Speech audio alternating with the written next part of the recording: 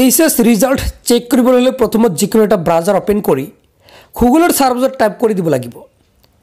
iResult.net iResult.net এখিনি লিখি search কৰিলে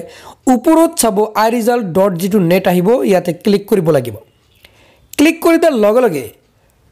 এনেকৈ আহি যাব HSC final exam result 2024 just ইয়াতে এটা ক্লিক কৰিব আপুনি যিকোনো এটাত ক্লিক কৰিব পাৰে এখিনি জাস্ট বক্সত এটা ক্লিক কৰি দিব লাগিব ক্লিক কৰি দিয়াৰ লগে লগে এটা এড আহিব এডটো আপুনি ক্লোজ কৰি দিব ওপৰত হোসাইডত ক্ৰসত ক্লিক কৰিলে এনেকৈ আহিব আসাম এইচএস ৰিজাল্ট 2024 আহিব enter roll code enter roll number এনেকৈ বুহাই দিব ইয়াতে ৰোল কোড আৰু ৰোল নাম্বাৰটো বুহাই দিব পইতে পিছত গেট ৰিজাল্টত ক্লিক কৰিব গেট ৰিজাল্টত ক্লিক কৰি দিয়াৰ লগে লগে ইয়াতে কিন্তু এইচএসসি ফাইনাল ৰিজাল্ট মাৰ্কশিট কিন্তু ইয়াতে আহি যাব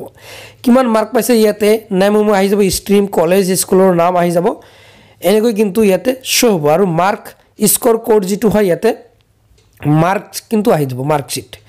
কোনটো সাবজেক্টত কিমান মাৰ্ক পাইছিলে ইয়াতে এনেকৈ আহি যাব আৰু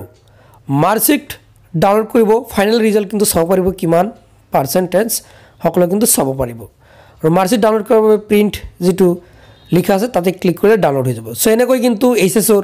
ৰিজাল্ট কিন্তু চাব লাগিব আৰু এইচএসৰ ৰিজাল্ট কিন্তু এতিয়াও দিয়া নাই আৰু যেতিয়া দিব নিশ্চয় এই চেনেলটোৰ মাধ্যমত জনাই দিম হে চেনেলটো সাবস্ক্ৰাইব কৰি ৰাখক আগতীয়াকৈ আপুনি এই ভিডিওটো চাই জানি ৰখাৰ বাবে ধন্যবাদ কিয়নো যাতে কোনো ধৰণৰ ৰিজাল্টৰ দিনা অসুবিধা নহয় হে আপুনি আগতীয়াকৈ এই জি